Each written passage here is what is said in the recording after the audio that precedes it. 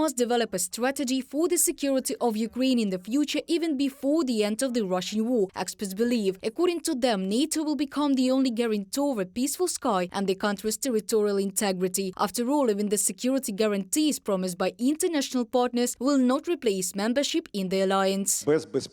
Without security, there will be no normal life here according to any Western or other standards. The security model is the number one issue, no matter how much we talk about it. I believe that it does not exist today. Maybe tomorrow there will be something else, but today there is no alternative to our membership in NATO, and NATO as the basis of our security. Everything else can be forced by certain intermediate or temporary realities.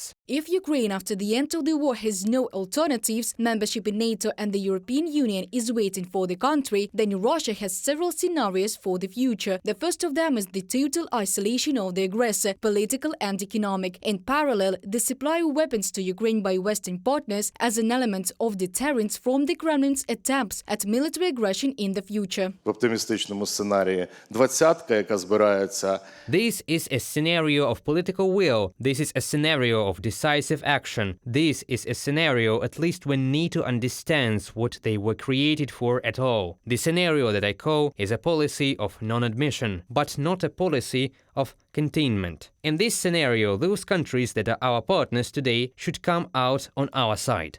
The second scenario is the disintegration of Russia into several states. Experts are sure that centrifugal forces in the federation existed even before the start of a full-scale war against Ukraine. Without realizing it, on February the 24th, 2022, Putin, having decided to invade, accelerated these processes. Losing the war against Ukraine, experts believe, may become a trigger after which the Kremlin's power will crumble and unrest will overwhelm Russia. З Російської імперії є вже досвід, і є досвід такий, що... There is experience with the Russian Empire. There is experience of both the Tsarist and the Soviet empires. They did not disintegrate due to some external influence, some external forces. They disintegrated themselves. That is, there was a defeat in the war, the First World War, and then in the Afghan War. One might say in the Cold War. And this was enough for the collapse of both the Tsarist Empire and the Soviet Empire. Of course, Ukraine played a significant role, at least in the collapse of the Soviet Empire.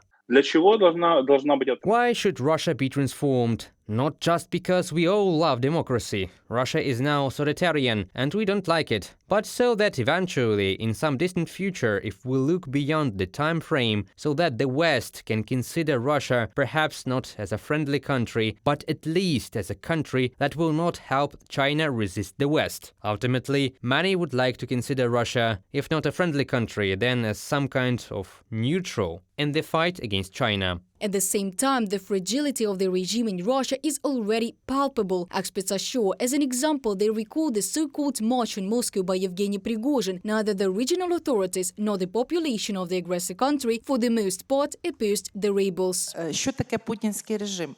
Це режим... What is the Putin regime? This is a regime in which there is still a lack of legitimacy. The same thing happened when in 1991 the Communist Party of the Soviet Union was banned. Despite the fact that there were 19 million members, no one came out to protest. Now there is absolutely the same picture. This is a complex of factors. Both the paternalistic population and faith in the Tsar father. When this one is bad, let's have another one. This whole process of resistance is growing slowly, but it happens instantly and begins with fragility. Do not forget about the oppression of the small peoples of Russia, experts remind. Regions that lived in poverty even before the war and today suffered from forced mobilization are likely to play their fiddle in the process of decentralization of power and possibly the collapse of the country. Reported by Diana Kolesnik, Larisa Zubenko, Serhiy Savchuk, UATV News.